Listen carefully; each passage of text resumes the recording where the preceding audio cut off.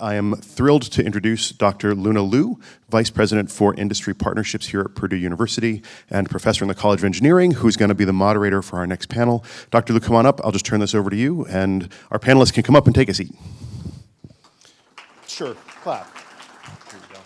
Thank you. Thank you, Rach, and welcome everyone. Come to Purdue campus, and I hope you enjoy the quiet, and this is a quieter part of the campus. Within 2-3 weeks, this place will be most vibrant in the state of Indiana, because we're currently having almost 60,000 of undergrad and grad students at West Lafayette campus. That makes us one of the largest and one of the highest ranking of public university in the United States. So I have to put a little bit of commercial for Purdue. You can't skip that. All right, so today we have a fabulous panelist, and we're going to have a very rich discussion about academic and industry collaborations. So I'll start and introduce our panelists. So on my right is Megan Reiplinger from Tate. And Megan oversees public-facing training endeavor to support both new Tate projects and existing clients, team, and venues. And in addition to the spearhead internal learning, skill building, and the talent development strategy. Oh my God, you got your hands full, right? Yeah, excellent. And the next panelist is John Arsdale from PRG.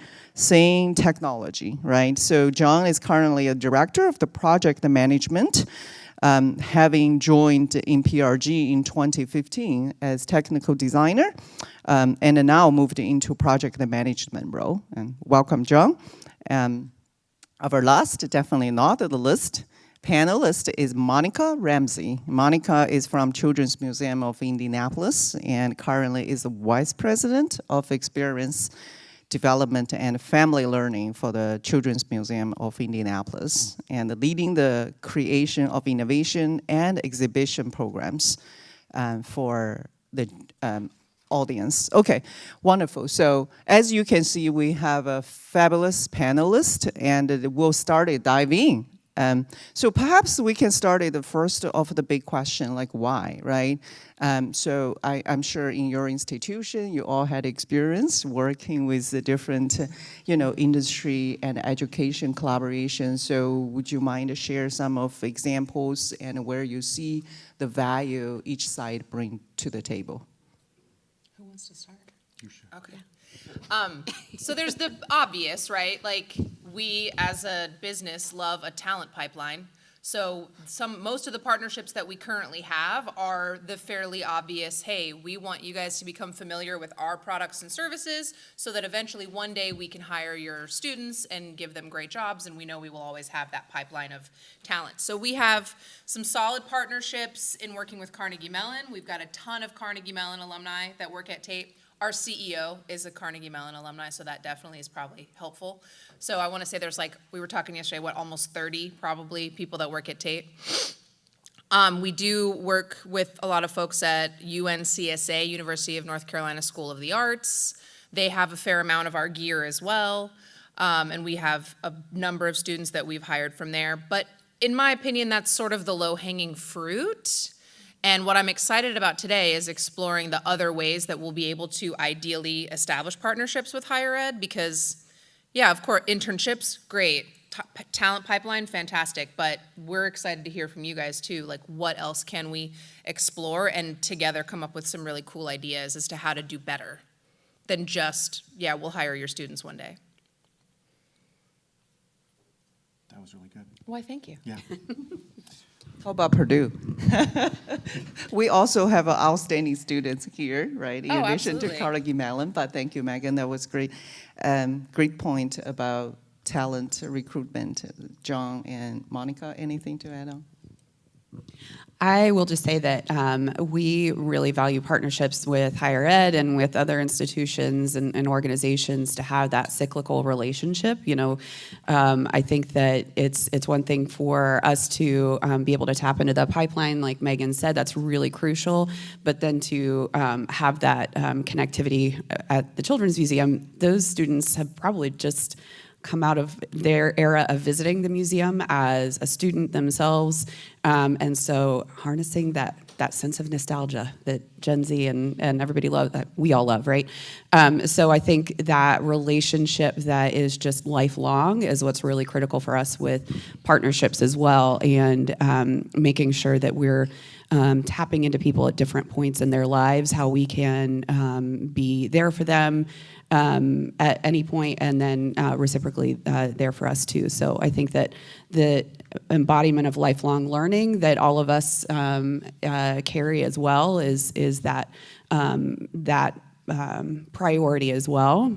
We all lift each other up. We all learn from one another, and the different perspectives that are all just so critical. Like we could not have become the world-class institution we are without all of the people who come to the table in different ways. And so, working with Purdue and the students who do capstones with us and who come and interview us, and I don't know how many interviews Chris and I have been in, and our teams have been engaged as thought partners together. So it's all just a wonderful cycle.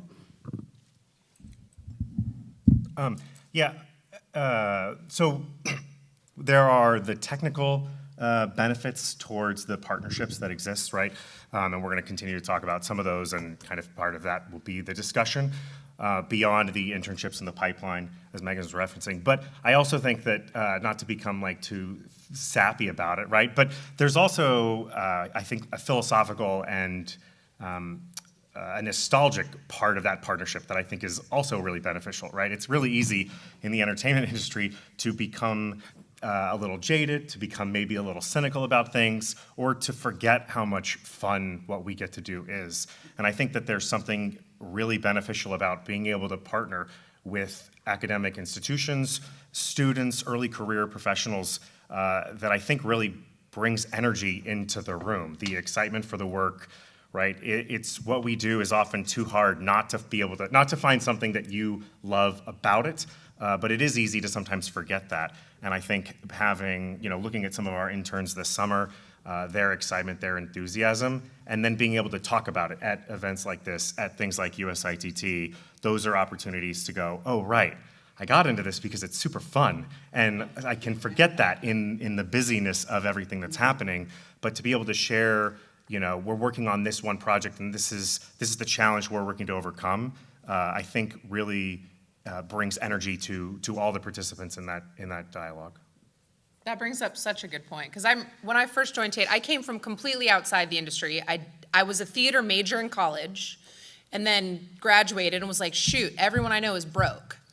I'm gonna go get a regular job. I'm gonna go to an office, you know what I mean? I gave up the dream for the cash, I'll be honest. And I never thought in a million years I'd be back in the entertainment space, but I was so excited when the opportunity arose, and it fascinated me that there are so many people that they're not in love with it anymore. Like, it became work, and I'm thinking what we do is so cool day in and day out, and there's plenty of people that have been there for many years longer than I have that don't have as fresh of a set of eyes. So that brings up a really good point. Partnership with universities and working more closely with nobody that's bitter and jaded yet can be really beneficial in bringing new ideas and fresh perspectives to the table. I hadn't thought about that. Yeah, fantastic. I think the panelist has, you all touched upon the talent recruitment, right, lifelong learning, and also the energy, right? So the energy and the fresh perspective. So from the university side, one of my job is to help foster the academic and industry collaboration. We have, particular at Purdue, as the research intensive university, right? So we have a lot of outstanding scholars. And, I always have the dream, maybe one of our faculty who study psychology and, really looking into the perspective of the human psychology right into a script and maybe turning into iconic character, right? So what is your perspective about the research collaboration and then thinking about, having this technology, for instance, even AI or new emerging technology coming into the collaboration, and anything what we can do from academic side and provide it to the industry?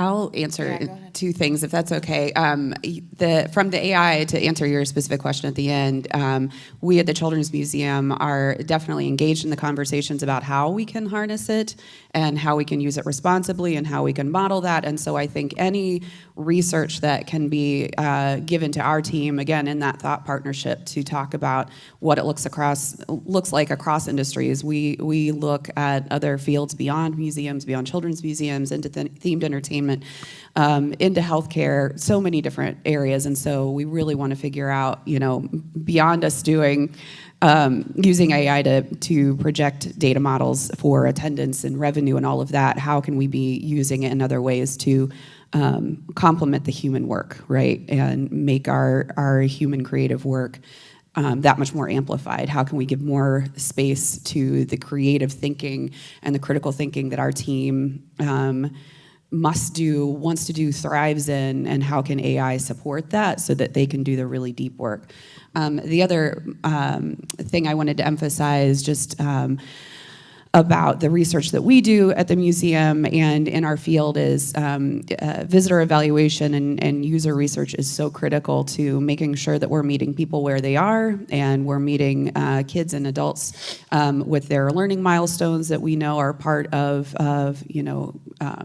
the growth patterns of children and how we are able to achieve our family learning goals. And so evaluation and the ability to gather data and analyze data that you see on the floor as people are using it is so critical for every member of our team. In fact, right now we just opened an exhibition a week ago about Peru, and our team of 25 folks are each assigned different things to do in terms of going and gathering visitor data. And when we have students come, they are doing it too. It's one of the first things they're trained on is what our instruments are and what our goals are and how you go and participate in that so that they can see people using the exhibits and connecting with the content and not connecting. And so I think that pairing you were talking about of the social sciences with what we do is so critical for our success and is something that we really love about students bringing to the table. They have that multidisciplinary experience and value of that. And so just kind of tying two things together and getting a little rambly. But thank you for letting me, bump my fists about evaluation. I think that for something like a commercial scene shop, right, we're doing scenery and automation, and as the business continues to expand and the industry continues to grow and become more and more complex, right, some of the areas for research partnership, I think, end up being in some of those ever-expanding departments, right? Something, every show wants 10 times more Bigger, lighting. better, yeah. Bigger, better, right? Something like set electrics even is something that right off the bat is not something that is necessarily standard for a scene shop, right? But it becomes standard for a commercial scene shop. So that's something that seems to go kind of opposite from my nostalgia talk earlier into like a very specific technical element, right? Those are things that there's always an opportunity for, right? Something that we were talking about last month when we were meeting was, right, the challenge in the industry is often what are the resources available, right? We have time, like is there enough time to do something and is there enough money to do something? And often those things don't correlate, right? So we may know that we have a challenge, a technical challenge, and we have a solution that's worked for the last, we'll say, 6 months, for example. And we know that we want to be able to develop that further, but there just aren't the resources in order to do that. And there's an opportunity there, I think, for some of that partnership to say, okay, what is happening in the world of academia, what is happening in the world of research that might help be able to kind of create some sort of partnership so that there's maybe a little more time. Maybe the 6-week solution or the 6-day solution is what we have to do, but the 6-month solution is something where some of that research and dialogue can occur.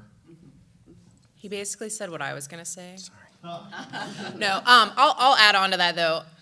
My point as when she asked the question was essentially exactly that. Like, we all look at the triangle of scope, schedule, and budget, right? And you can get 2 of the 3. You can get it fast and good, but it's going to be expensive. You can get it cheap and fast, but it's not going to be that great. Or you can get it cheap and good, and it's going to take a long time. So I think where we can leverage university partnerships, and especially research universities like this, is exactly figuring out where can they supplement the triangle. At Tate, we're really good at bespoke. We love bespoke. Like, we want to be able to provide our clients with something that no one's ever done before, and that ends up costing us money sometimes. And so in a world in which we're very resource constrained and a commercial business still trying to be as profitable as possible, and we're private equity, we got partners that are counting on us to make that money. So where we can supplement and say, hey, you know what? We came up with something that was really cool. We think we might need to use it again. Could it be enhanced? Could it be more standardized? Could we leverage a partnership in order to get it to a better place, a more like logical, repeatable, profitable place perhaps? Or hey, we encountered a problem that we just didn't have the schedule, the time, or the resources to complete, but we think we could get there if we had some help. And figuring out where we can leverage each other so that students get great experience, get to contribute really cool ideas. We benefit selfishly from those great ideas, but they're getting real world experience. Like, what a cool way for us to solve a lot of business challenges, again, trying to be as profitable as possible, and for students to get a lot of really cool real world learning. Yeah, fantastic. Thank you for the, the great points. I think I just realized, one panelist come from the private equity, and then we have Monica from nonprofit and John from for-profit. So we're well represented here. But I think you all touched upon a common challenge, right? The resources, the timeline, and particularly, if executive from your industry working with tenured professor, when we talk about budget, when we talk about timeline, we may think of different things, right?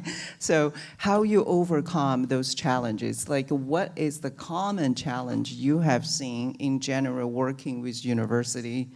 And, you can talk about bureaucratic process at university. That's fine. A signature maybe takes 3 weeks or 4 weeks to get signed. NDA takes longer time, right? Have you guys experienced such thing? Like, what are the challenges you have seen from the university side? We are not doing a good job that we can help and we can improve.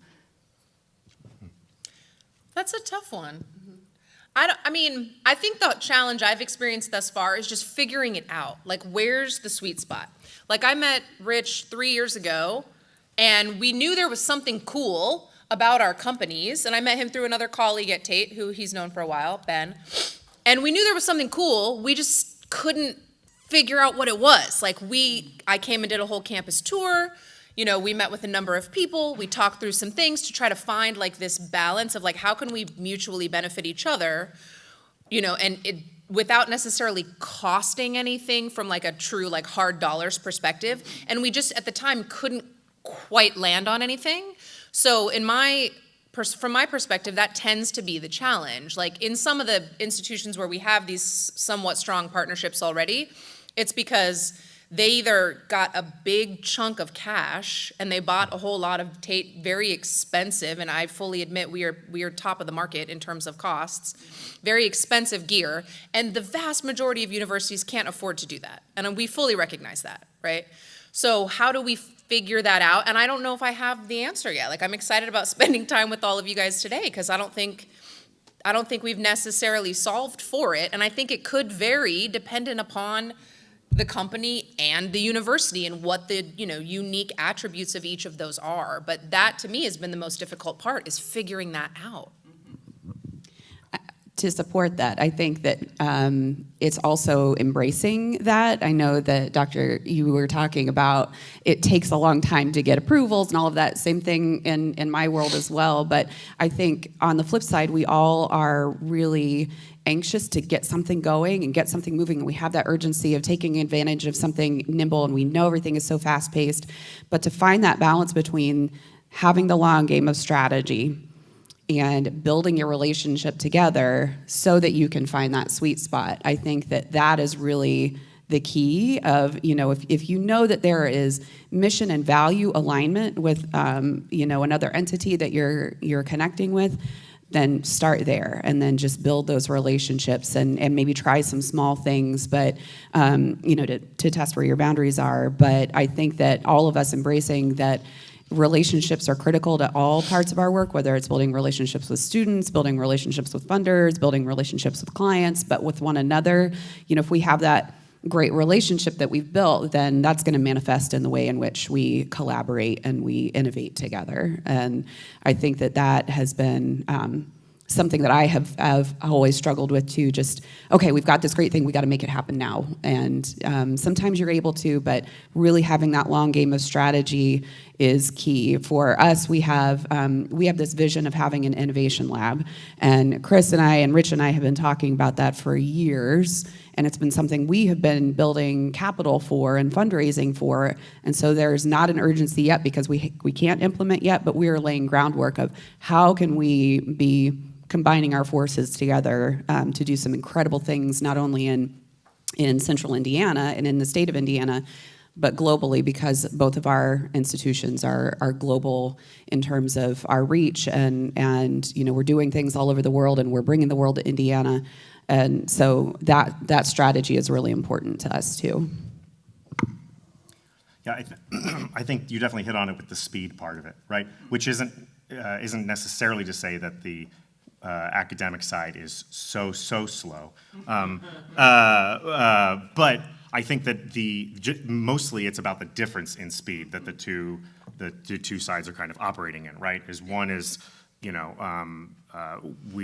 this show's done in 3 weeks. So if there's a solution we're trying to implement for the immediate thing, it's gone before there's an opportunity to really figure out what that relationship and that help needs to look like, which is why I think it's helpful to look at a little bit the bigger picture as opposed to a specific instance of partnership. I was listening, I'm going to butcher this quote completely, but I was listening to a podcast the other day that was talking about this. This was part of my prep work. But one of the hosts said, like, the challenge of any culture that we occupy is that it becomes invisible to us as we become a part of it. So the things that count as output are different when talking across divides. And I thought to me, that's part of it too, right? Is that it's why we're here also, is to kind of figure out how to bridge those divides and to figure out what's the important output on the academic side, and whether that's research or producing the students who are ready to go out and work, and then what's important from the output side on the industry, and how do we kind of bring alignment to those. So. Yeah, fantastic. I think you definitely all touched upon the very important thing. The key part is figure out the value proposition each party to bring to another, right? So how to get there, seems like the challenge.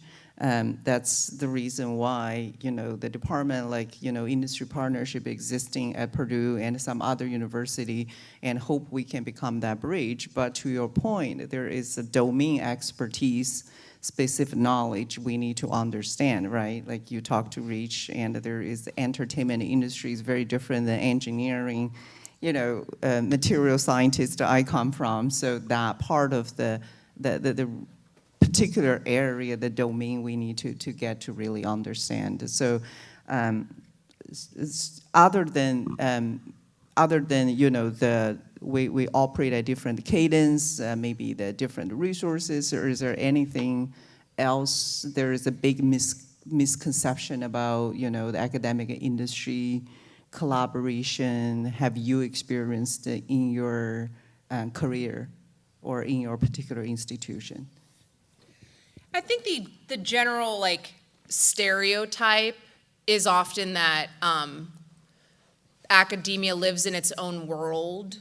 They're and again, it's a very stereotypical way of thinking, but it's they're up in their, cloud-based, and I don't mean the digital cloud, I mean up in the sky, doing academia, and it's very different. We're down here in the trenches doing business, it's so separate, and it's really not that different. A university has to run similarly to a business. But I think that's the general misnomer, is that I don't know exactly what academia can do. Like, they're very focused on all this like research, and making money is not that important, and they have all the time in the world, et cetera. And I think that could potentially be part of the barrier, is businesses are like, look, we're here to make money, and we probably have to do it really quickly. And especially in entertainment, the timelines are crazy for the most part. Like concert touring, we will, and PRG is probably exactly the same, like we will get a napkin sketch and deliver a show in a matter of like months, which to me is like, whoa, what? Permanent installation stuff, at least for Tate, is a little bit different. Like those have much longer timelines, but like events, like, live event stuff will happen like that. Like we'll get a call from a client and be like, yeah, we have a thing to do and it's in 3 months. And we turn around and like build stages and have things ready and book talent and do all sorts of crazy stuff for that.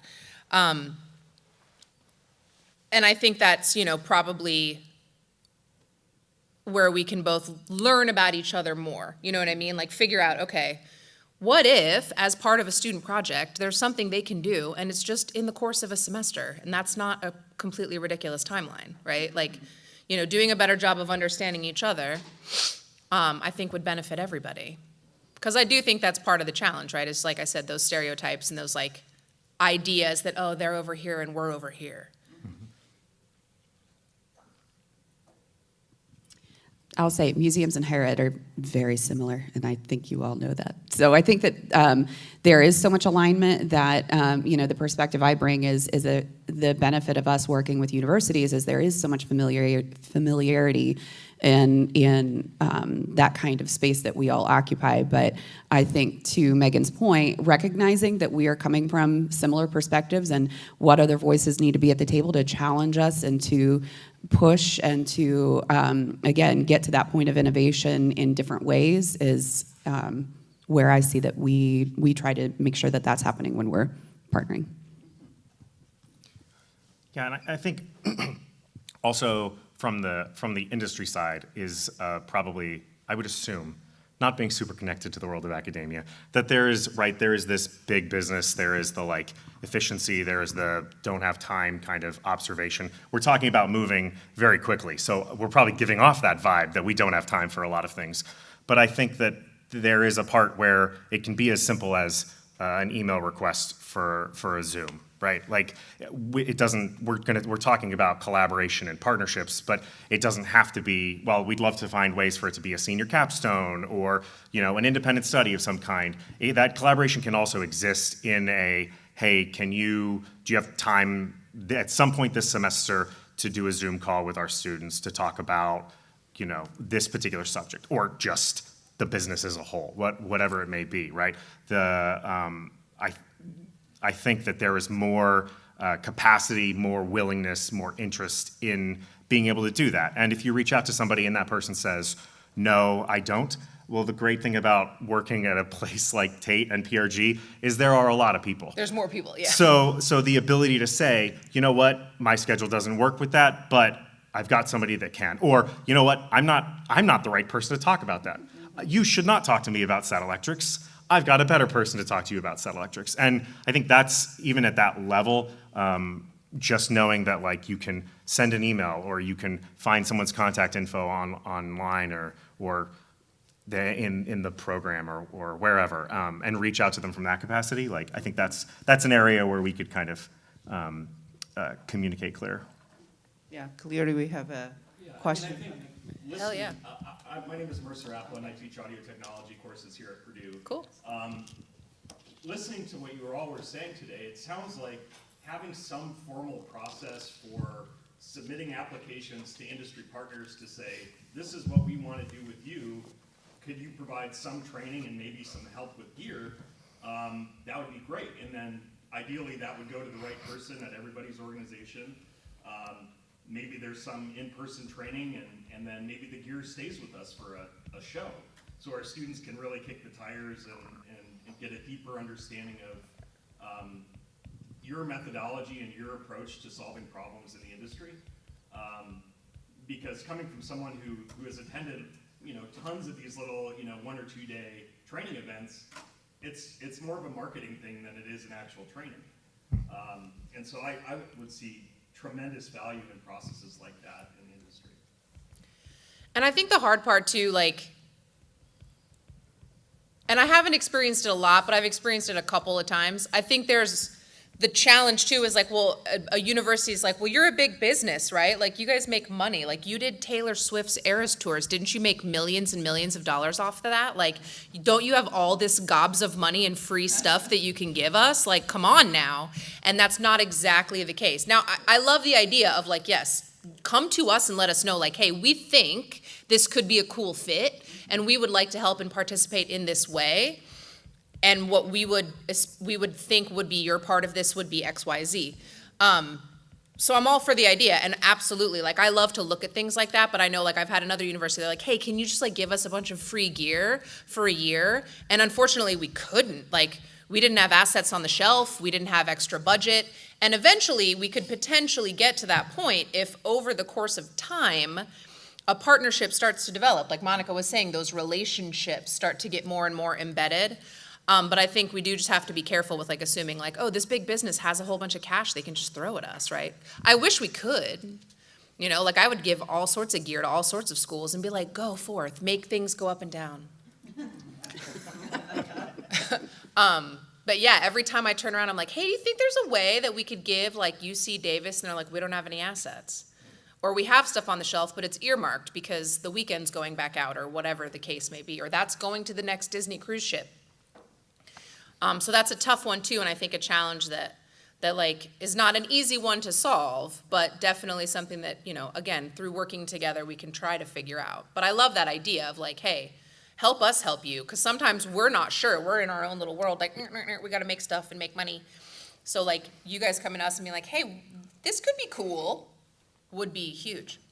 It almost is like, Megan, you talking about us all aligning our production schedules together over the next 3 years, 5 years, whatever, you know, our timelines are to really be planning out and carving out and budgeting out, you know, that's a huge aspect. I think that goes back to that long game of relationship building, and not that my museum can bring floating platforms for Rihanna and all of that, but, you know, it's the same, like, again, us talking about this innovation lab, we've talked about a space on our campus, we've talked about spaces that are around Indianapolis, we've talked about how we kind of combine our powers to, you know, align with a bigger company or whatever. We haven't said this to you, Megan, I'm not putting you on the spot. Amen. But, you know, to think about all of this, like if we want to shoot for something 3 years down the road or 2 years down the road, what does this look like? And, you know, with some other planning to be the one that's earmarked. Again, we're not the weekend, but I like us being in the same sentence, even though it's just me putting the Children's Museum in the same sentence as the weekend and Rihanna. But yeah, it's fun to ideate, right? Like it's fun. But what I think is helpful and is useful about what you're describing is to be able to come to an industry partner and say, this is what we're trying to achieve, or here's something that we're looking to do, right? And then the conversation becomes, you know, yeah, I don't have the assets to send for reasons X, Y, and Z, but I can hop on a Zoom call and we can talk through what that would look like if you were to get that equipment, or, you know, if it's you know, switching back to like the scenic side, right? Or not necessarily scenic, but any department. Hey, here's what you're trying to do. Let's just sit down with one of our technical designers and we can kind of talk through, like, as a little bit of a consultation or something to that effect, right? The ability to send gear versus providing like a consultation are two different kind of costs to be evaluated and to be able to kind of provide that time. Yeah, time I will almost always be, you know, like I'll figure out time, you know what I mean? Because I have control of that. Like I have a team of people that, like, if we wanted to do an on-site training, I can organize that and figure that out. The money part is harder because I got to go knock on 6 doors and like go up 3 levels of hierarchy to finance and figure out, okay, if I didn't have budget earmarked, la la la la. But time, like I can play with that. Yeah, I mean, I think from my standpoint, the most valuable thing would be a formal process for submitting these proposals, right? And whatever happens to the proposal after it's submitted happens to the proposal.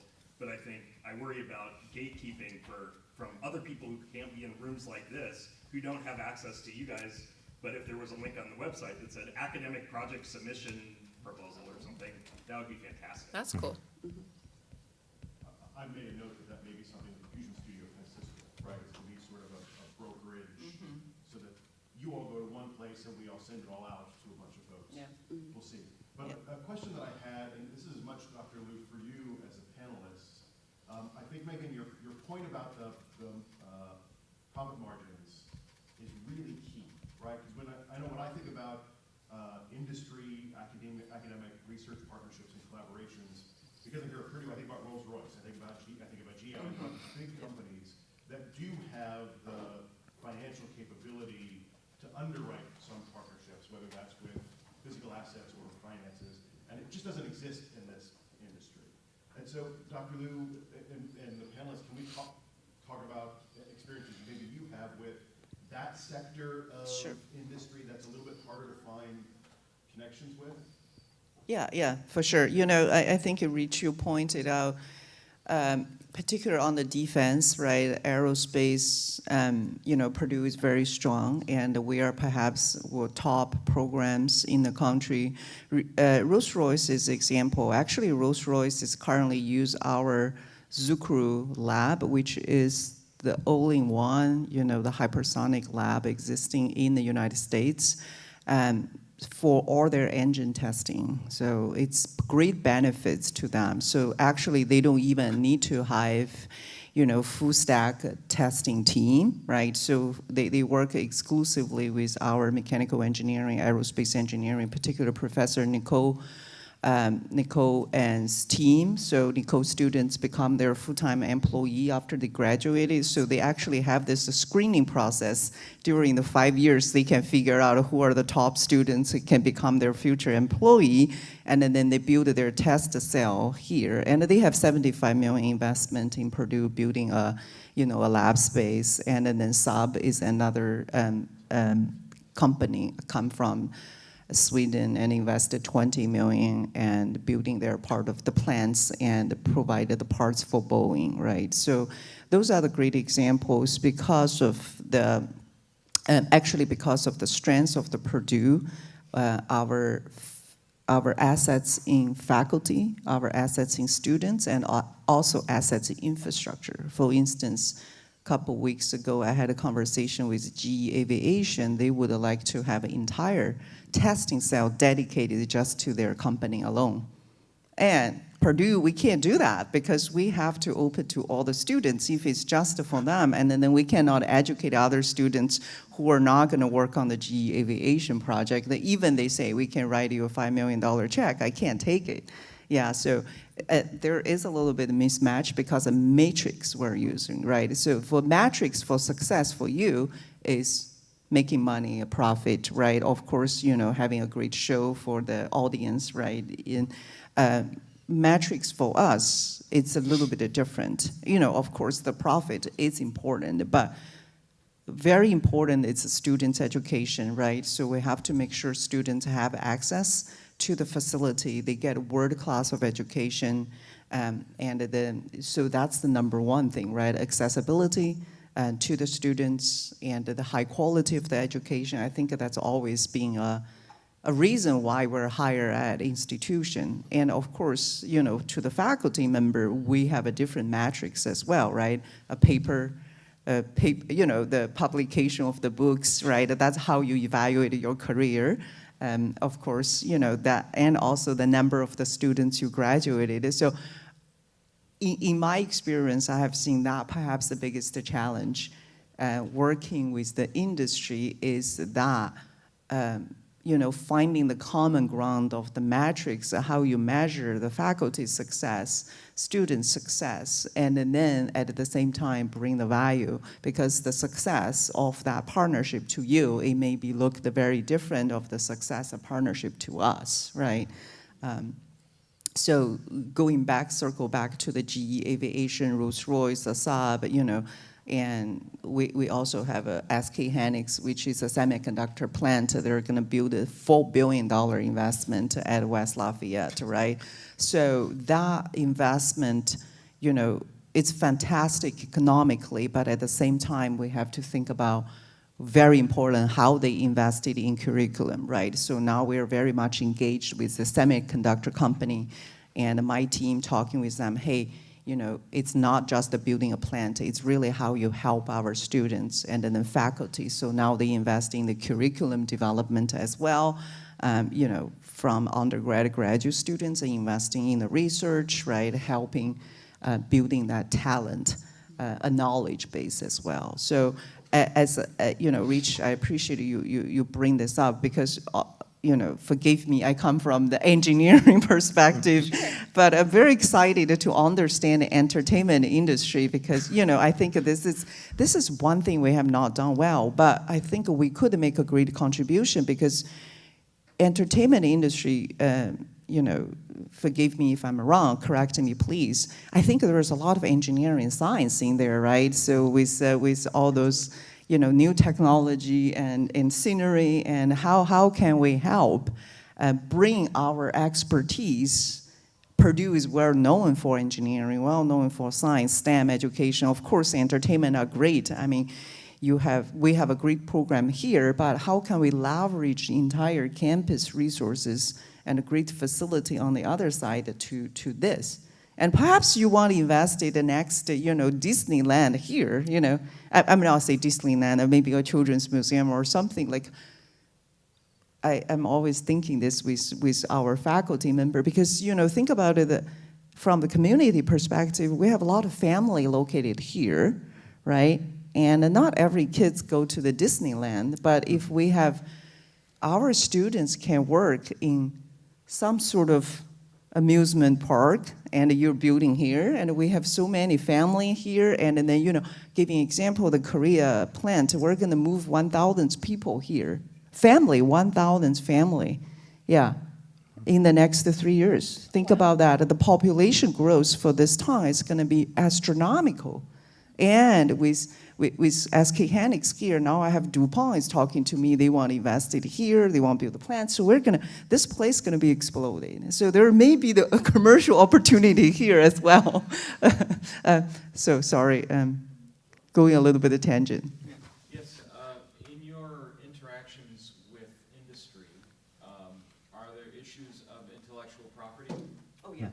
Fantastic question. IP is always at the forefront, right? So working with the industry, IP is always at the forefront. So the good news is Purdue is very flexible about IP. It's not we're going to completely give IP away, but we have a different IP structure. So, you know, share with all the industry people and our, you know, colleagues here. So we have a different IP structure. Depends on what type of the research we're engaging with, right? If it's a pure student education, of course there's no IP involved, but let's see if Rolls-Royce just wants to test their engine. They design an engine, but they want to know the results of the new engine testing, that's no IP, or IP belongs to them, right? So, but if we co-join to develop something, and that can be discussed. For instance, I give example, Eli Lilly invested $250 million at Purdue Research. Of course, they own the IP, right? Because that large of investment. But if they just invest IP alone, research alone, and they will co-own the IP. So the IP will be co-owned by the company and the university, but the company also have a first right of refusal, right? So if you see the IP, because it's very hard to engage a value of the IP until that IP comes out, right? So if you say, hey, you know, this is not something I'm interested in, you can refuse that to license to your company. So we have seen that with some semiconductor company. We're engaged very closely. They say, hey, it's software. They say because the software evolves so quickly, right? So every 6 months, a software updated. So but the IP come out, it typically take 2-3 years. So I'm not interested in having the IP. So Purdue, you can have it. You can give to other partner. So that is company by company. But that being said, we're way more friendly and flexible about IP structure compared to other peer institution, you know, at this research intensive university. Thank you for bringing that up. I think that's important point. anything, you know, our panelists want to add in on? What is entertainment industry view the IP? Like, you know, how, because I mean, for us, it's usually, there's two elements. There's hours, like if we develop some kind of a product, like we have a few products that we're super proud of, and like Mag Deck is one of them. Like it's a state-of-the-art stage decking system with rare earth magnets so that they always sync perfectly together and the performer on stage feels no difference between one chunk of deck to the other. And the way that it gets put together and comes apart is unique and special, and it doesn't require any language skills. It's all by colors, and you can like break a stage down, put it away, and then take it to the next spot and load it up 10 times faster than like most other products, right? So there's our IP, super important to us, but then there's also our client's IP that we have to hold very, very valuably too, because if we do something wrong with their IP, then we're in deep, deep trouble, and then we lose trust with them. So I think that's the challenge from an industry perspective is like, okay, if we're gonna partner with the university on something, just to make sure we're crossing all the T's and dotting all the I's, you guys have to be as careful with,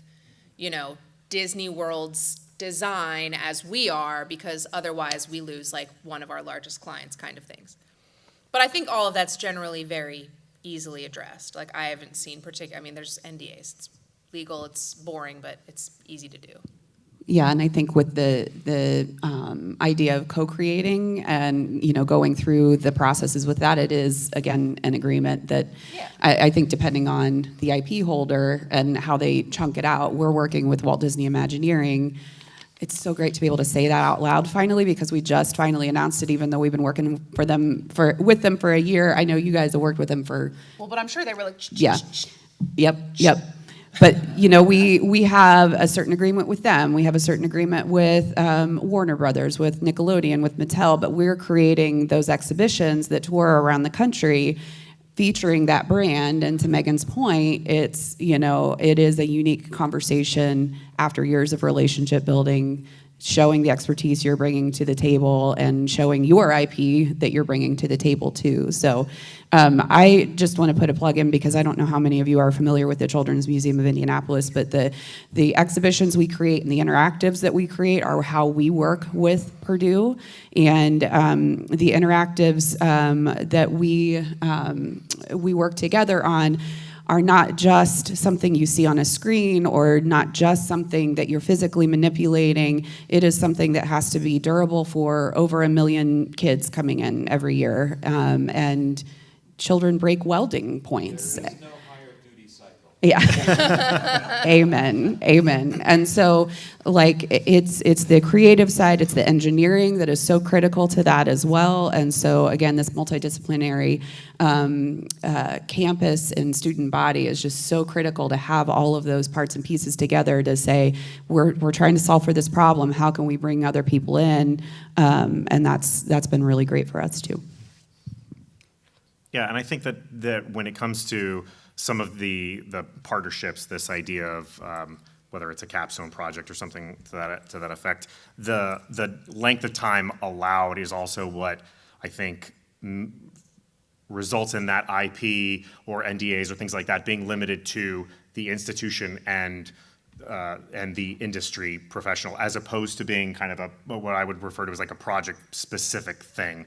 And therefore, we can kind of separate our clients out of it and protect their privacy to some degree, right? Protect their property by making it a conversation or a product development kind of thing, right? That's what can kind of create the partnership between the shop and the university. Yeah, fantastic. So is there any other questions from the audience? I think I really love this very dynamic and rich conversation. Yeah. I have a potential misconception or my personal anxiety that I'm curious about.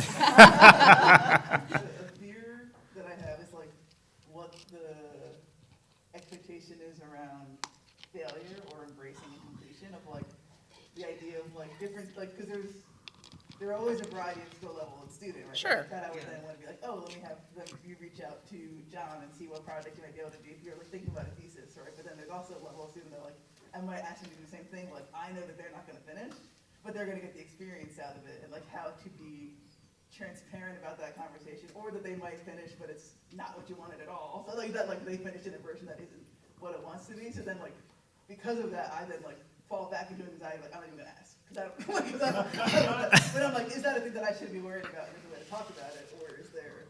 Interesting. I think it has to, I think it's all a conversation. You know what I mean? Like, again, we've been talking about building relationships and things like that. I think over the course of time, if there's a relationship there and you can approach an industry partner and say, hey, listen, I've got a few students that I really want them to get some experience. I don't know if the output is going to be amazing, but here's our idea. You know what I mean? And like, can we give them a shot? Is there something we can do? And then the industry partner can say, you know what, now's not the right time for us for something like that. But like, you know what, call me back in 6 months and let's see where we're at. Like, for me anyway, I think it's all about just having an open, candid conversation. And if the partnership is in a great space, then you should be able to discuss those things and figure it out together. You know what I mean? I would say don't be afraid to ask. You know what I mean? And I think for me, it's like help us help you. Like I said earlier, I think we get so bogged down in like, oh my gosh, we have 1 million projects and we're just trying to make money and like, yeah, you know, we're KPIs and profits and like business, right? Where it's like, we can't get out of our own way sometimes. And so like if we have people coming to us and saying, hey, I have an idea. This could be really beneficial for you guys and it's obviously really beneficial for my students because of X, Y, Z. Like, what do you think? I think that would help us immensely. I don't want to put all the ownership on you guys like, hey, we're just going to sit back and wait for you to come to us with great ideas. But I think like that would definitely help us because like I said, you guys are in this space of thinking more about research and thinking about innovation. And sometimes we're just trying to make sure that we get these projects out the door. And yes, we're trying to be innovative and we're trying to be cool, but that can be difficult when we have a stack of things that we know works really well and we're just gonna go and do that. Or we're so dead focused on, okay, we gotta make this cool, very bespoke thing because the dragon is gonna fly and, you know, and Universal's giving us $1 million of money for X, Y, and Z.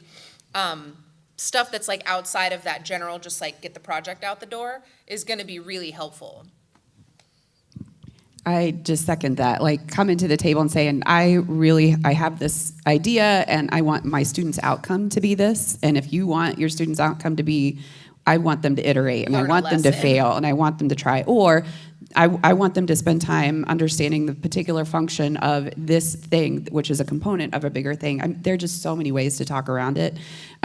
From our perspective, we never approach a student project as having a hard outcome because we are in that same line of thinking of it's about the process and it's that iteration and trying something out. And we love getting students to go in and be able to do that testing to advance our understanding of how a material work or how, I could go into other details. But I think that we are trying to be better at cultivating a culture of failure as well as part of innovation. And so it's, for me and my institution, that's very much part of what we're trying to do. I think the other side of it too is understanding how far you test and how long you try a new idea and then make a decision to say go or no go, right? And I think that is just as valuable a lesson for the students, for the seasoned professionals, because we can always think of a new idea, but at some point you got to implement it and be ready for opening day too. And so I think there's just so much value in the process of working with students that I'm so excited you asked the question because I can't cheer enough to say don't be afraid to fail, and that's a good lesson for all of us. Yeah, for the right thing, you know what I mean? And I think that's what the conversation is about, just determining if it's the right thing. The failure is a super valuable element of it. Our CEO, which initially as a bit of a type A person, drove me nuts because he loves to talk about a design spiral. And I believe those of you that have engineering backgrounds know what I'm talking about. I was very unaware of this design spiral. And I was like, why are we spiraling? Can't we just get to it? But he was like, no, Megan, it's the process. You have to be okay with the spiral. And eventually, the spiral narrows, and this screws up, it doesn't go great, we try it again, then we keep spiraling, and eventually the spiral gets smaller and smaller, and then we land on the solution. And I'm like, yeah, but we're just circling the drain the whole time. He's like, no, it's not a drain, Megan. He had to explain it to me so many times, and I was like, I just want to get there. I just want to do something that's fully baked. But like as an organization, that was my very singular like perspective, not having the same background as he did. But like it's common. Like, okay, we failed, we're gonna try it again, or we're gonna do something a little bit different, we're gonna tweak it. So I think like that being open to the failure is very inherent in the industry. So I don't think that's necessarily like the craziest thing, like to think, oh yeah, what if I do send them in here to kind of learn and iterate and fail a couple times and spiral in a productive way to the solution. And it's also about the costs and the risks, right? Like from the business side, right? Like if the request is something where we can look at it, we can do the risk assessment, and say, well, if they don't complete this, what are we Yeah, what's losing, the outcome? right? Okay, well, they've missed out on an opportunity to like fully learn, or maybe not. And we've spent X amount of time investing in somebody else, and that's not a great loss. Like there's benefit to that. So I think that from the like more, I think, kind of business hard mindset of it, like that's part of what I would talk about is if you said this person's a rock star, this is what they kind of want to study, can we create some sort of partnership? Then that changes that expectation of what we think is going to come out of it, and it changes maybe what the costs and the risks are from our side that we're willing to invest in it. If somebody says, hey, I've got a student that's really just kind of blue skying this idea, they're a little bit all over the place, they really just need some lessons in the design spiral. Can you do you have resources that you can give? And we could say, sure, I've got a great technical designer that would love to invest some time, can meet with them and work through that. And yeah, we prototype for a living. We talked about it yesterday. So failure is inevitable. So stepping back just for a minute, because there's the student projects, right? So our students have done a lot of projects for the Chill Museum. We partner with them on that. Capstone projects, internships. Dr. You talked about the conversations and the partnerships that have been developed with Rolls-Royce and some of these larger companies. I think the thing that we've often struggled with, and I know we've had these conversations, is like there isn't a Rolls-Royce, right? There isn't a large company in our industries that really we can tap on and go, hey, what's the problem you have that we can solve, right? And so, the alternative then, because you said, Megan, like, well, just like, you don't want to put it all on us to come up like, hey, does this work? Hey, does this work? Hey, does this work? I think it becomes more of an open conversation, and it becomes bespoke, where we would sit down with the company and go, okay, looking at your triangle, what is the common problems that you're trying to solve that you haven't been able to solve yet? How can we go away and work on that and then come back and propose some solutions? One, because now it's an industry partnership that involves research. And two, students can get involved with that project. Because it's nice to have students do projects, but we know students aren't gonna hit their deadlines all the time, right? And then it becomes kind of the nice to like, oh, we help them fail. And don't worry, it was a great experience for our students. Like it was a great experience for them, but it's not adding any value for our research portfolio, or it doesn't add any value in terms of we're not getting any capital or funding to purchase more equipment or to get space, right? And so I think it needs to be a little bit larger conversation on a company by company level to look at that. Like I'm having a conversation with a company right now in the UK. They've been meeting with their clients. They found a common problem, and now they've come to us and said, what can we do? Like that was with one company. I had another large entertainment company come to me and say, would you do some online training for us, right? So like, these things exist, but I think my ask of companies would be that they would look at themselves and go, what are some of those common problems that we are really struggling to solve? And then rather than necessarily hiring an outside consulting agency, look at the university. Because we could probably come in at times at a lower rate, right? Like, because I think that happens a lot too, where it's like a company will go and they'll do an RFP out to consulting agency or this agency or that agency, and they won't even look at the university, because they don't even think that like that's something the university could do. But if, as faculty or as administrators, we're involved with these projects and there's money on the line, you better darn well believe it's gonna get done. So I think that's just like, not my challenge back, but like, let's open those doors for conversation. Just to, Evan, you go. Oh, I was just, kind of along with that, and also along with the comment earlier of, you know, it's hard to say the university should come to the company and propose something. Something I'd like to see more of, and I guess this is more of a comment than a question, are design challenges similar to like the State Machine Design Challenge that Rich hosts, or the now dormant Imagineering competition, or things like that. Something that there is a sponsorship that has the backing of a company, a consortium, or something like that, that provides a challenge that has some abstraction to it, and that has a set of limitations applied to it, that then, you know, different teams can work on, present to each other, present to a group, and kind of see where everyone is coming from.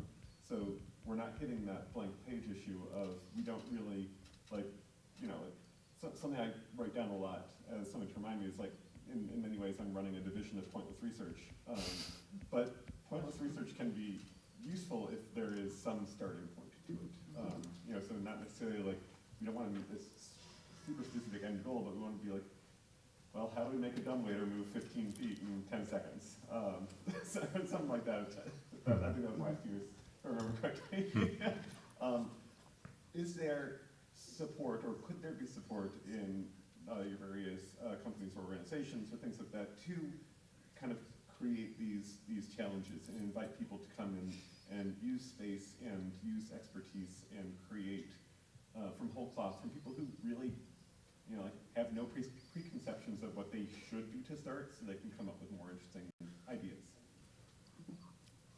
I wonder too, like, oh God, I was very close to the microphone. I wonder too if part of the challenge is just having less of an understanding of each other. You know what I mean? Like, I am very echoey.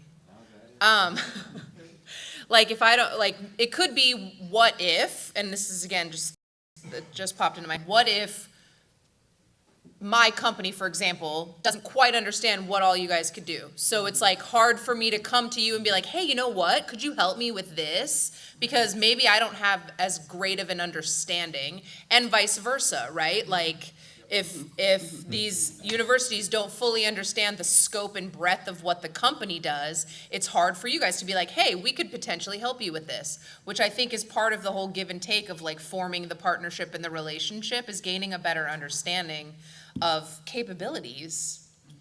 I think too, tagging on top of that,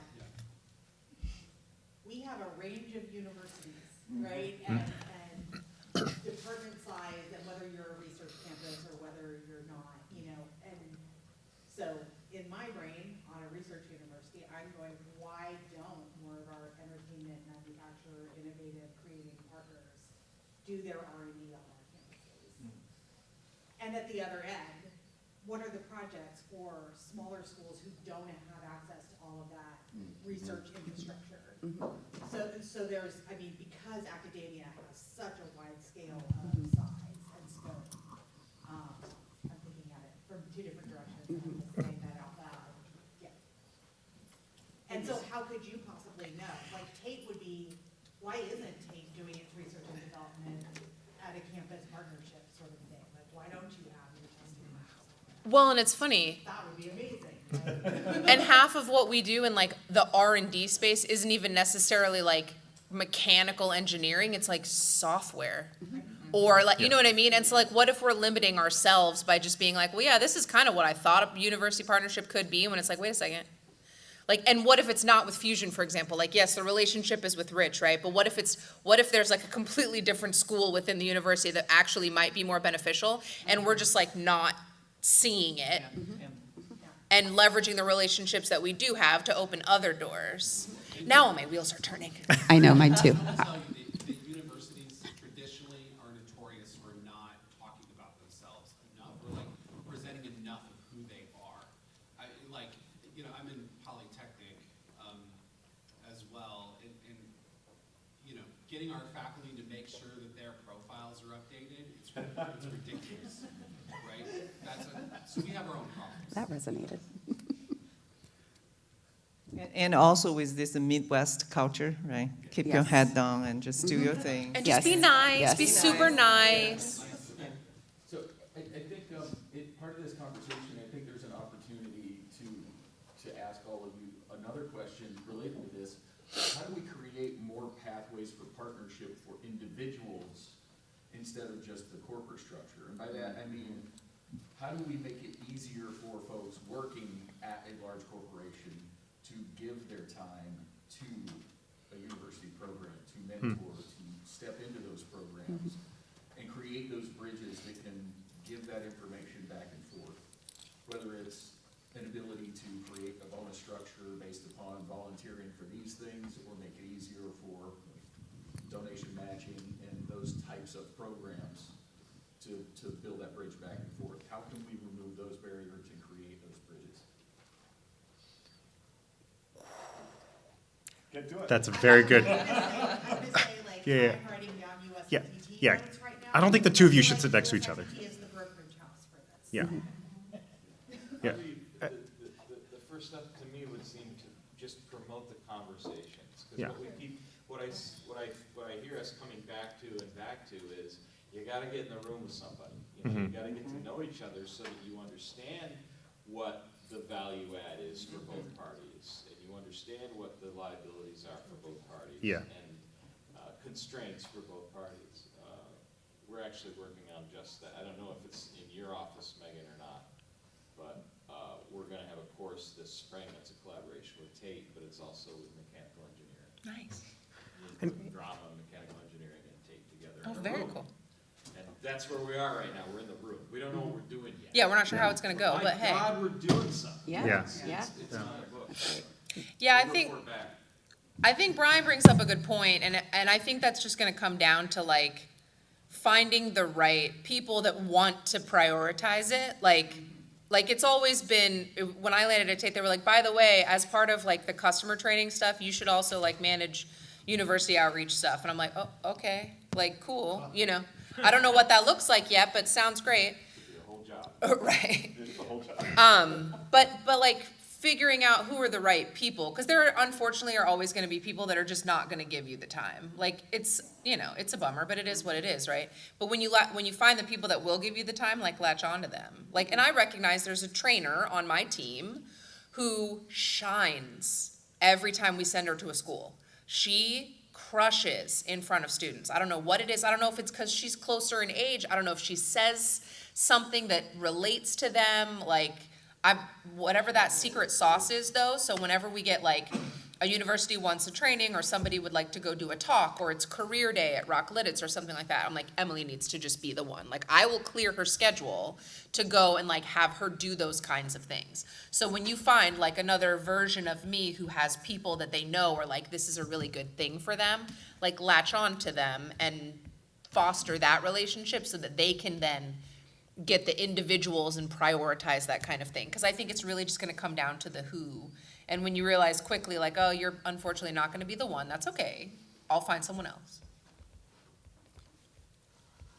And I think it also is just about, not just, part of it is about how the culture that the company is setting, right? Like I'm fortunate that my supervisor and my boss's boss are strongly supportive of my engagement in events like this, and for me to come and not do so apologetically to the people that I work with or the people that report to me, but to come and be a part of this, and then to come back and say, well, this is what I did, this was the objective, and to try to be a representative of this is a good thing, this is a proud partnership.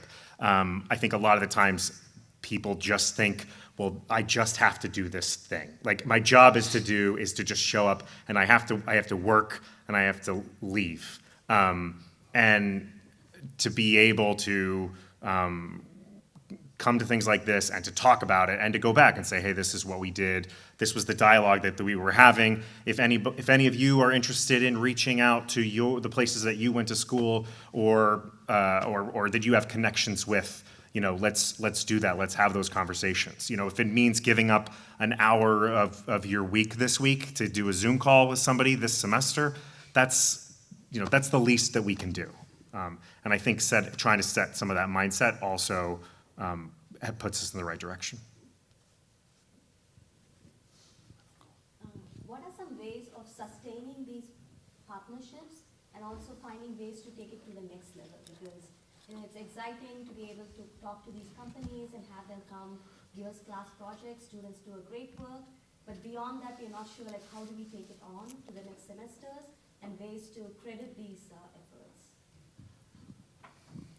I think for my institution, we are much like everybody. Our pipeline looking at 3 to 5 years is the planning process that we're always in. And so not only having those semester to semester conversations, but us making sure that, back to what we were all talking about, us making sure I am doing a good job sharing out about what we have coming up so that you can align it with those longer term plans that you have as you're building curriculums 2 or 3 years out and looking at, and we're all having those conversations about how our fields are evolving so that we can align and plan for that.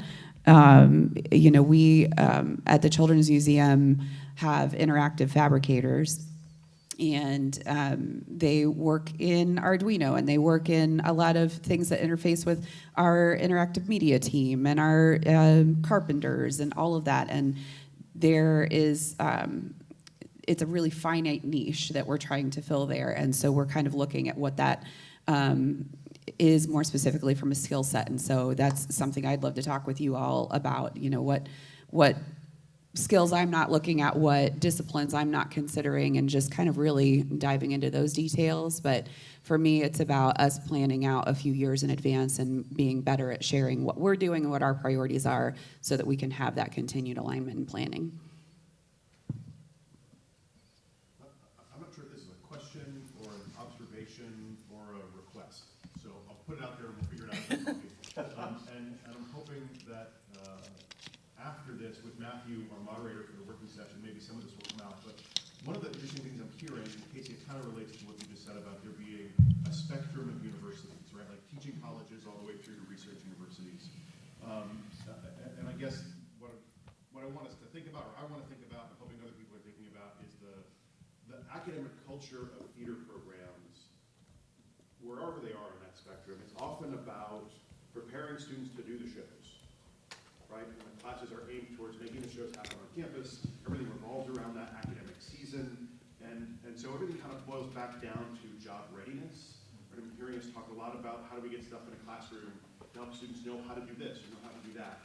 And I do think another piece that I'm hoping that we can talk about more with this group today is that next step, right? It's kind of great to have some faculty who are not theater faculty in the room, because particularly at places like Purdue or other big research institutions, how are we doing something together with our industry partners that drives the whole industry forward in interesting ways? And I'm actually looking as much at the faculty as our fantastic industry partners, because some of that is a change on our part, I think. The cultural structures around the academic institutions, and how do we fit that stuff in, right? Like I'm looking at my colleague Mercer. I don't know where in the Purdue theater season we would fit in the opportunity to research new ways of, I don't know, I'm going to make up something that's probably not true, but amplifying sound in acoustically weird spaces. I don't know, whatever, right? Because we're too busy just trying to make it work in our theater, right? So how do we figure out how to break those cultural shackles that keep us from giving the room to let you partner with us to do really interesting things? So again, I don't know if that's a request. Maybe I'm just putting that to you. I should have just asked you, Matthew, to think about that. I think that's a challenging question. Yeah. I think that also ties in a bit to the idea of job readiness, of like what's, learning what's currently available, but that's oftentimes at the expense of looking forward and trying to predict what's happening next, and how students can be more able to adapt and grow as technology changes and advances. Because I can go and I can teach people how to, use our EOS light boards all day, and those have been pretty robust for like 15 years. But there's going to be something new in the future. There's always going to be something new. So if they are tied into a specific ecosystem, then that ultimately does them a disservice if they don't know how to adapt to change. But part of it is the iPhone problem, right? Like, we haven't seen a new, really exciting advancement in the iPhone since the iPhone. Right? And in some ways, I think that's true about technology across the board. We haven't seen major big jumps, and part of me worries that it's because in the entertainment industry, we're teaching the students to use the technology that's there, not teaching them to imagine what none of us in the room can dream of. And I think part of that, can I yes and offer you? Please. I think part of that is making sure there are opportunities for us as faculty members to get some sort of compressed or concrete or quick training, just so we know what you're coming up with next, and so that we might have some better understanding of your current capabilities. So perhaps to build upon that, we work with some larger company like Amazon, on the tech space, right? So for instance, Amazon, Google, they have one thing called Google Amazon Fellow. So they're basically recruiting the faculty to work in their corporation, right? 1 semester or 2 semester, understand what's their technical challenge. And of course, those faculty are well known in their field. They typically know something the Amazon, people does not know. For instance, we have 3 faculty fellow currently from computer science come to Amazon and then working this semester. And Amazon is organizing a large visit to come in November because they really want to leverage our strengths in computer science, which is top 10 programs in the computer science and the largest students body as well. So to your point, the industry is also cross-discipline, right? Entertainment industry, not only looking at the shows and also, your software, your mechanical, your acoustics, your, all the different things. And from our perspective, I want to say something we have not done well. For instance, I work with computer science faculty all the time. I bet you none of them work with Tate. Right, so most of their industry partner would be Google, will be Amazon, will be Apple, right? So Matthew, we're in the industry partnership, we know, right? So there is a cross-discipline from both sides. Cross-discipline from the industry, cross-discipline from university. So to your point, how can we get the understanding what you need and what can we supply? And I don't know, maybe we can build a database, Matthew. What do you think? Like, what Purdue can do. And then you can do a very quick search. Say, hey, if in this area, what we need, where we can find, right, the expertise. So, the reason we have been able to track the largest aerospace company, the largest, the tech company or semiconductor company, it's because we're well known in this sector. So they really offset that entire R&D section, like I mentioned, as entire engine testing, engine design section come here and make Purdue the largest R&D sector for Rolls-Royce in the United States because of our expertise. But maybe those expertise can be used in other industry, but it's not known. So how can we make that? I think that's the challenge for us. So, as far as I know, there are no theatrical entertainment research industries in our country, right? There is not a school that just does research for JBL, for tape, for whatever, developing Navigator or whatever. Right. Right, you're doing it yourself. Yeah.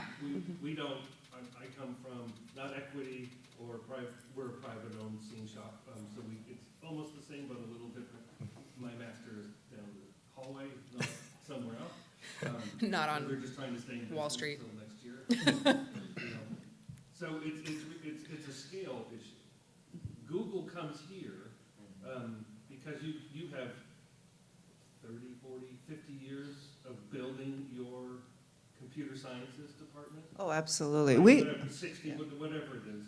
And we don't have that in the entertainment industry. We are our own research. Right? If I want to figure out how to, Disney has a new FRP spec, and it's vague, and I have to figure out the strengths for doing what we do. I have to figure it out. Right? There are no schools, mean, I could come to Purdue and go to your materials people and say, but I don't have any money to give you to do that. If I came with $1 million and I said, hey, I got a new resin idea, right? Or we use aqua resin in the Middle East, right? It's a water-based one, it's light, it's fireproof.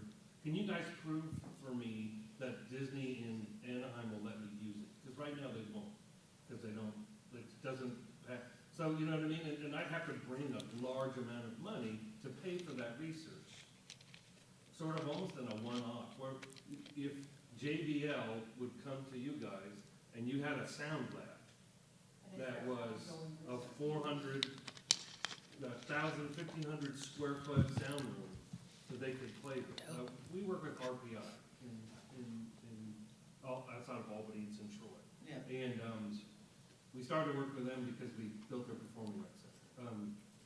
And we've worked once or twice with them, once on phosphorescent lighting because of a Disney job, where they wanted the light to come out as opposed to be reactive. That's what the look they wanted, which is impossible. But they had a powder that was used for some scientific thing that I didn't understand that helped us get there. Now, they made no money. They thought it was cute, right? Because, I mean, it was $1 million worth of stuff, which is, you know, in research, not a lot of money. Yeah. And so we just had to figure out that we're going to have to come in and beg to use your resources. So, right? And so it would be great for Rich. His little studio downstairs is fantastic. But if that was 10 times the size and had a rate stage that was 60 feet long and 40 feet deep and tape could come and PRG could use, do you have a name for your control system? Stage command. Stage command. Okay. I remember using it like 30 years ago, and it was 10 feet tall, and it was awesome. I remember standing I was like, hell yeah. That equipment may still be at the shop, but we've developed Oh, it. yeah. We have a bunch of that stuff too. I'm like, how old is that rack? Because you have, right, they come in and they take your professors because you're on the cutting edge. right. And So, we have to be on the cutting edge, but we have to finance it all ourselves because we're just not big enough.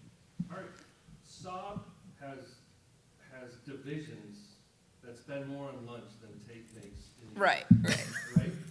We're all three of us. yeah. And I know you want to respond to that, but Yeah, I do want to respond to that very quickly. Actually, you know, I think there is the partnership model to respond to what the challenge you bring it up. It's called consortium model. So basically, you know, if there is a common challenge for the industry, everybody's facing, right? And then we can build this consortium. So each consortium member just giving a small part of money, and then we will address the common challenge. For instance, at Purdue, we have a Herrick lab. Herrick lab is testing all the mechanical vibration. So they work with 3M on their material for acoustic problems, but they also work with Carrier, which is, you know, HVAC company for AC company as well, right? So you see that acoustic challenge is coming from material suppliers, you know, equipment suppliers, and maybe entertainment theater as well, right? So there is a common challenge. So they all put a very small pot of money, but if adds up, that will be enough to support a faculty and, you know, PhD students' research. And then that knowledge, that does not have a common IP in it because it's general knowledge. And then that knowledge can be transferred to 3M. They can design their materials, and then to Carrier. So we have things that across the entire campus, right? For instance, at civil engineering, they have 3 large construction companies donate and building a consortium model to address what's the construction safety common challenge we have seen. And anchor design, concrete anchor design. Actually, typically it's competitors. So we have seen all 5 working together because this is a common industry. Why? Because they can push the code design. If they got this all figured out, they know, okay, industry is very conservative. They're over-designing, so nobody is making money. So let's work together and tell the regulator, you guys are over-design. You guys are taking the profit margin or market. So let's get in this knowledge space to tell the regulator, and we have seen that works over and over again, let the designer say, hey, concrete can take a more than 65 Celsius degree. You can use an active nuclear reactor. So let's do that. That's what I've seen all the time. So competitors work together, getting that common knowledge. That's the larger university like Purdue, Carnegie Mellon, and many of the colleagues and sitting here can do that, right? So that's what we call the consortium model. And in this model, there of course is another set of the IP agreement, and Purdue can provide that service as well. So Matthew can lead on that into your conversations. Well, and I think with Tate's, well, and I shouldn't say this because we're evolving. Like Tate's bread and butter to start was decking, and then they got into this automation space, and that's kind of what we're mostly known for, is like I jokingly say, we make stuff go up and down.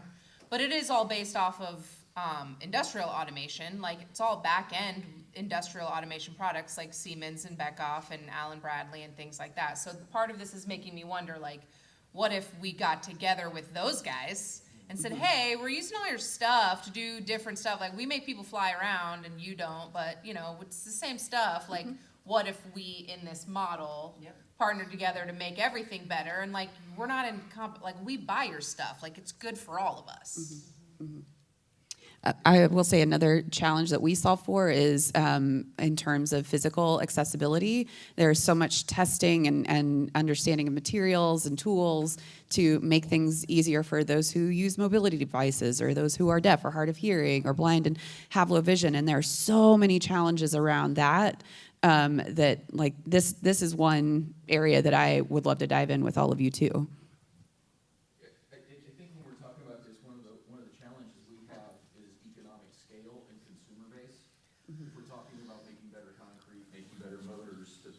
Sell that to are all of the people. The problems we're often solving, to your point, you have a client who wants a thing.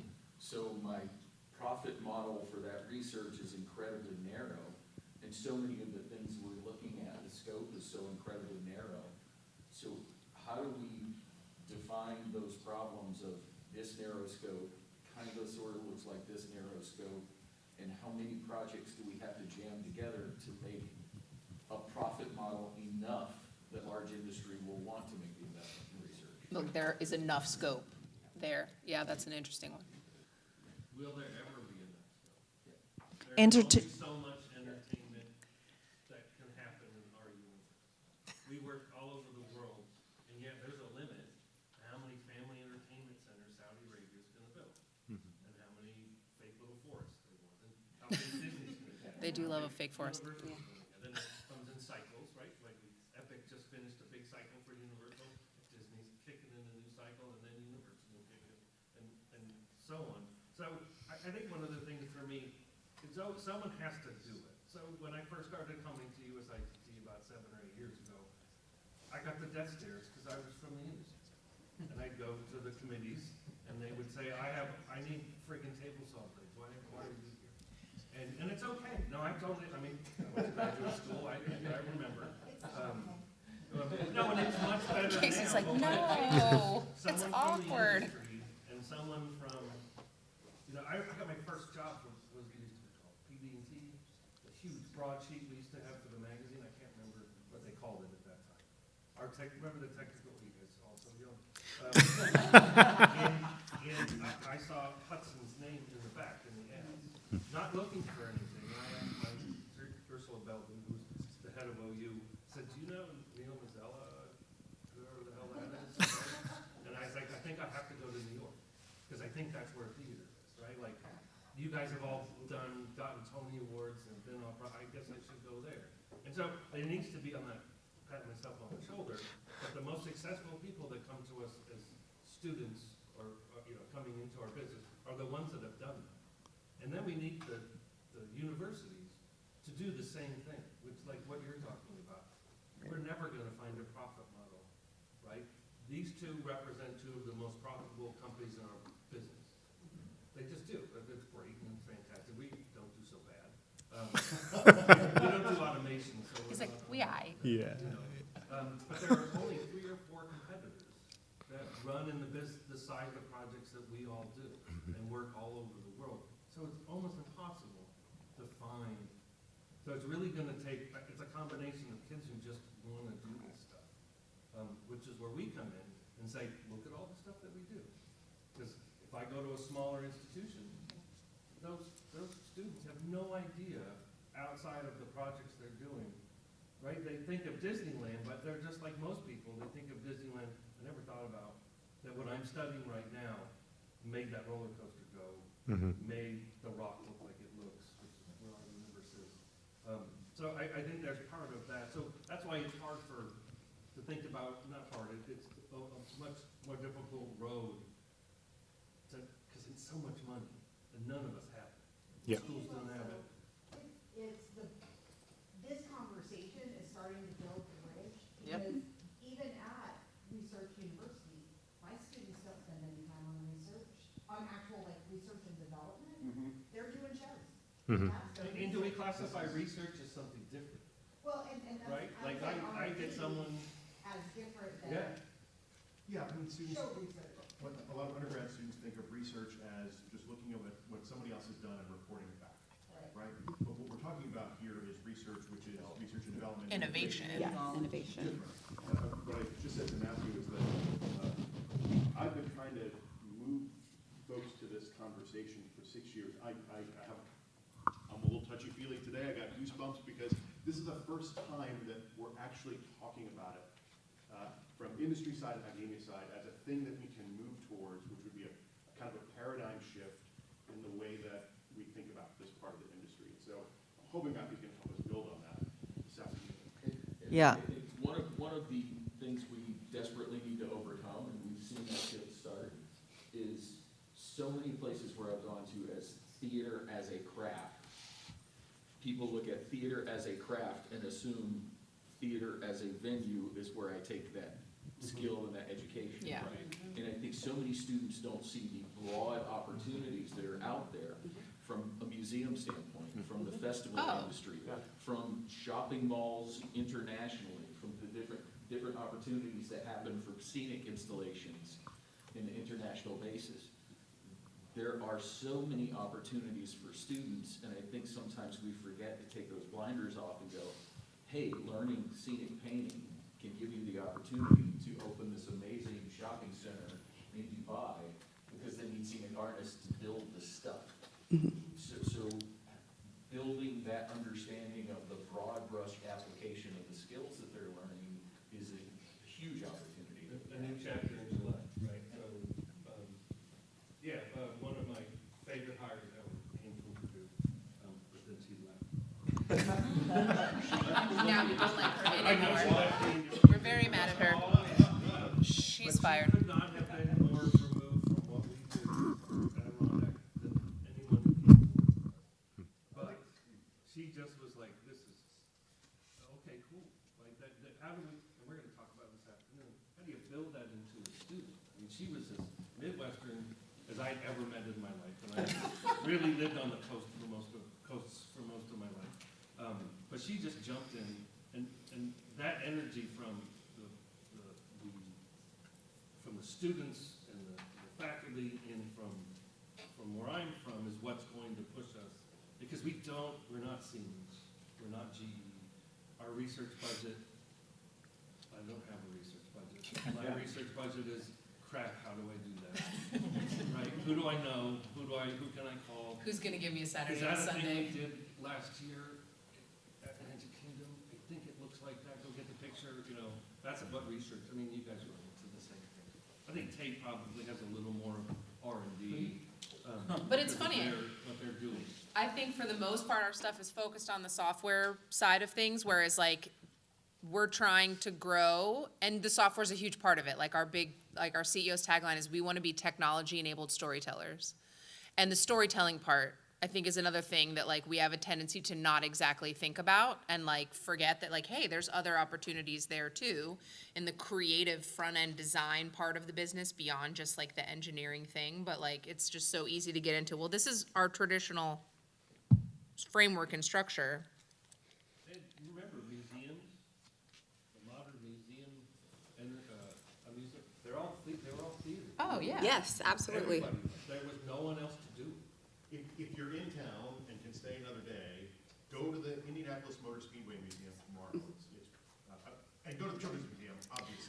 but it's great to go and see what they have done to revitalize that space and to really be innovative, and it's super exciting, yeah. It's phenomenal, the interactives, the technology, and the theatricality of the way it's been set up. It's wild. And it's all of them people running those damn races as well. That's all that, it's just a big rock and roll show. Well, it's a great conversation, and I'm really glad that we're leading to the deep, rich discussion and how we build a meaningful and impactful academic and industry partnership. So just to keep us on the schedule, I hate to cut this conversation off, but I have my colleagues, Matthew Merzadov, right, the director of the industry partnership here, and Matthew will lead the next conversation. Matthew, I want to brag about Matthew for a second. You know, Purdue is known as a semiconductor university, and one of a great example is, the company from Korea invested $4 billion here, and then, I think, and the university is geared for entire semiconductor and chip manufacturing. But that being said, Matthew is an integral part of it. He is really leading that entire workforce development, industry engagement, partnership. There's no semiconductor company in the world that doesn't know Matthew Merzadov. I can say that. So he's engaging with over 50, 100, the top semiconductor companies, and the all advisory board for our semiconductor advisory board. So Intel, all of those, AMD, right, NVIDIA, so Matthew know all of them. And he is really expert of putting industry and academic partnership together. So really appreciate it, Matthew, you take your time, come here and to help this work session. And also please give a round of applause for all of our panelists, and Megan, John, and Monica for a wonderful discussion. That leads to our next work session. Thank you so much. Thank you, Dr.